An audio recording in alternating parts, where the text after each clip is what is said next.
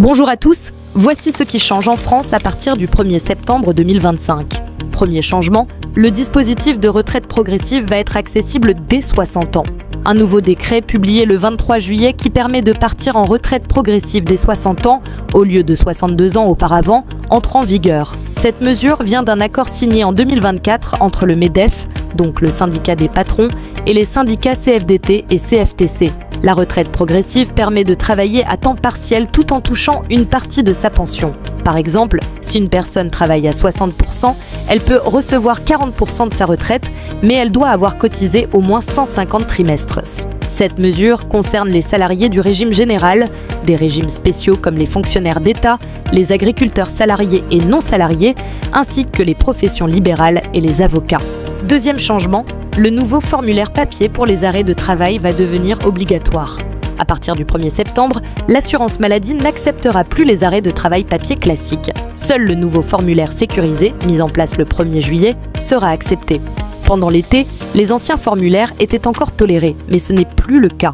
Si un médecin utilise un ancien modèle, il devra refaire l'arrêt de travail avec le nouveau. Ce nouveau formulaire est plus sécurisé, avec 7 éléments d'authentification, comme par exemple du papier spécial. Le but est de lutter contre la fraude, qui a coûté plus de 30 millions d'euros en 2024 contre 8 millions en 2023. Les arrêts de travail imprimés depuis un logiciel, scannés ou photocopiés seront désormais refusés. L'assurance maladie rappelle que l'envoi dématérialisé, donc directement par voie électronique, reste la méthode recommandée. Troisième changement, donner son sang sera désormais plus facile.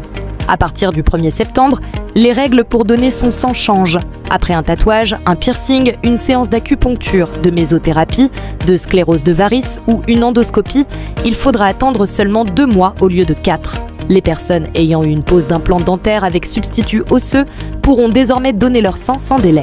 Quatrième changement, davantage de maladies seront dépistées chez les nouveau-nés. À partir du mois de septembre, 3 nouvelles maladies seront dépistées à la naissance. Les déficits immunitaires combinés, qui sont des maladies où le système immunitaire ne fonctionne pas bien, car 2 types de défense, les cellules T et B, sont abîmées. Cela rend la personne plus fragile face aux infections. Mais aussi, l'amyotrophie spinale infantile, c'est une maladie génétique qui affaiblit les muscles. Elle est causée par un problème dans les nerfs qui contrôle les muscles, ce qui rend les mouvements difficiles. Et enfin, le déficit VLCAD, donc une maladie où le corps ne peut pas bien utiliser certaines graisses pour produire de l'énergie, surtout quand on est fatigué ou malade. Cela peut causer de la faiblesse, des douleurs musculaires ou des problèmes au cœur. En tout, cela fera 16 maladies dépistées à la naissance. L'objectif est de détecter ces maladies graves le plus tôt possible pour mieux soigner les enfants. Cinquième changement, le taux individualisé sera appliqué par défaut pour le prélèvement à la source. À partir du 1er septembre, les couples mariés ou pacsés qui payaient leurs impôts ensemble auront automatiquement un taux d'imposition personnalisé pour chacun. Cela signifie que chaque personne du couple paiera un prélèvement basé sur ses propres revenus, mais le total d'impôts à payer par le couple ne change pas, seule la répartition entre eux est différente.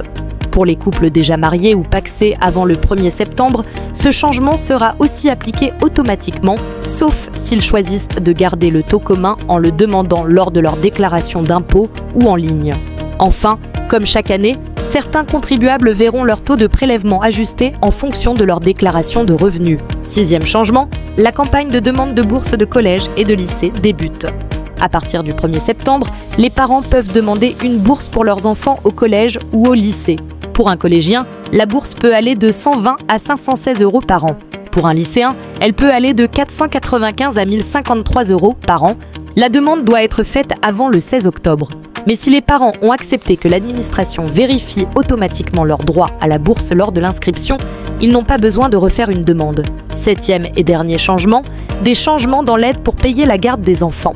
À partir du 1er septembre, le calcul de l'aide pour la garde des enfants de moins de 6 ans change. Les familles monoparentales pourront recevoir cette aide jusqu'aux 12 ans de l'enfant. Le calcul de l'aide sera aussi mieux adapté à la situation de chaque famille, comme c'est déjà fait pour les crèches.